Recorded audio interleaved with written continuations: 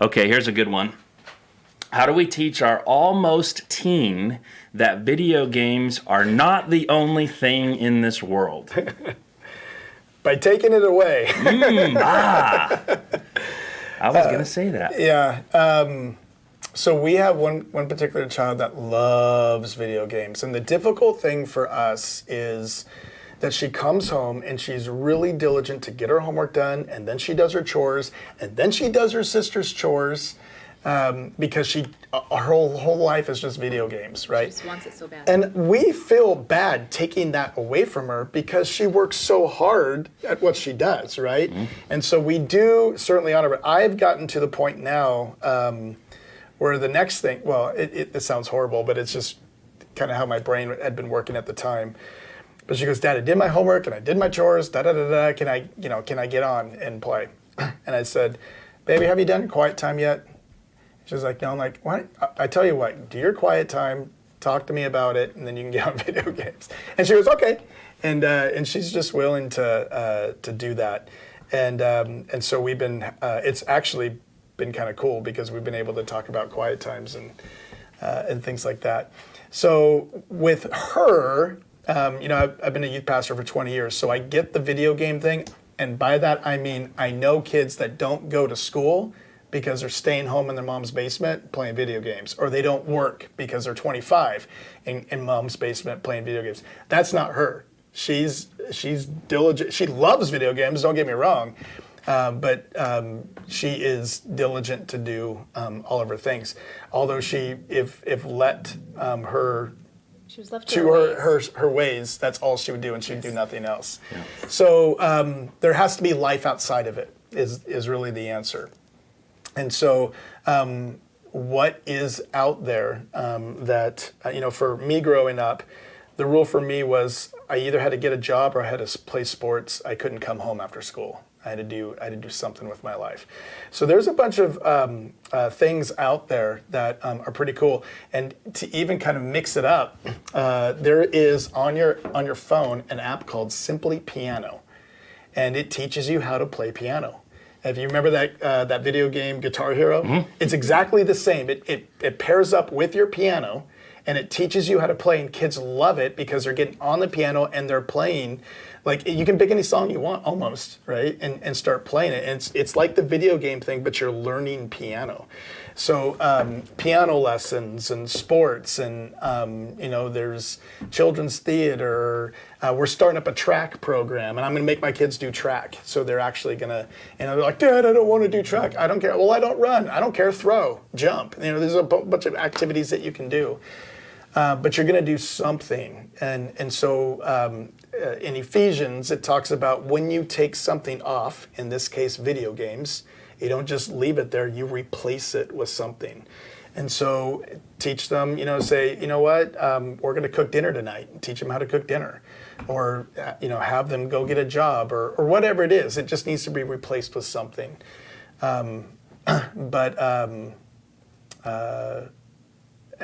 obviously, and if you want, you can say, okay, I'll let you do 1 hour of video games a night. Linda's even got to the point where no devices at all. None. Find something else to do. And so they're reading or whatever. But the simple answer is take it away. That's really the answer. How's it worded? To make sure it's not the only thing in the world. Yeah, simply take it away. And then replace it.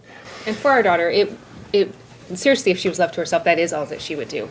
Not that she doesn't find joy in the other things that we make her do in her place of that, but she loves it. Yeah. And so I'm not scared of her telling me that she's bored, because for her to be bored, it's really, really good for her. Because she is bored if she's not playing a game or doing something else. And I think that is a lost art of figuring out how to be still for a minute and be bored.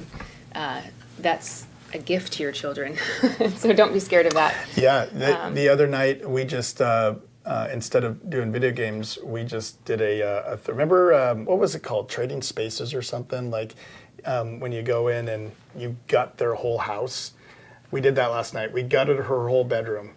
We took everything out, and then we went through things, and then we just organized our bedroom is what we did. And so finding something that is healthy and proactive, and but to Lynn's point is when you're bored, you start getting creative and thinking, It's also okay for them to feel that for a minute. do I want to be bored or do I want to do something else, and start thinking on your own of what you can do. Okay, so I like everything that you said. I like what Lynn said too, is that my goal is not to make my child bored. I mean, I think some people will be like, well, what's the harm with a video game or whatever? It's like, okay, here's the deal. And I could talk for an hour about this. I think the church, Christians in general, are always slow to to Satan's tactics, to his attacks. And the whole social media, video games, everything gratified, immediate fulfillment, it's this thing that has changed how our brains operate. Right.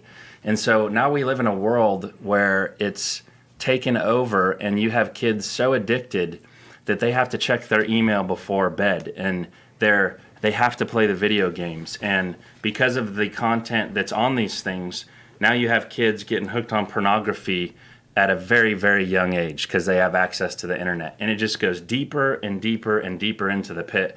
And the specific reason is because we're supposed to have interpersonal communications as believers, being salt and light to each other. And the most effective thing you can do to make someone self-absorbed and completely selfish is to just do this all day long. Yeah. And families are at dinner doing this. Yeah. And they don't talk to each other. And they don't know. And when I'm looking at this as my son, it's like, okay, if you love your son, you will not let him play video games all day long, because as he grows up, guess what he's going to do in his marriage?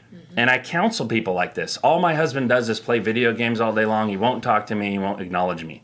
There's no way in the world that as a dad who loves my daughters, I'm going to let them marry some dude who plays video games in his mom's basement. So like, he's destroying his life. He's not learning how to even talk to girls. He's going to have social issues. It's even like, we had a guy from Benton County who's a detective on internet and crimes against children. Do you know how they reach, how pedophiles and how predators reach kids?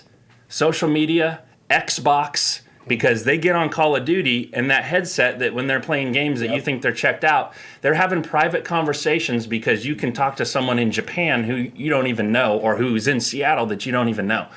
And parents are just so, like, they don't even have a clue when it comes to this, of the effect, the spiritual detriment that this issue has. And maybe I opened up a can of worms. There's a million things that go into this, like some of our other questions.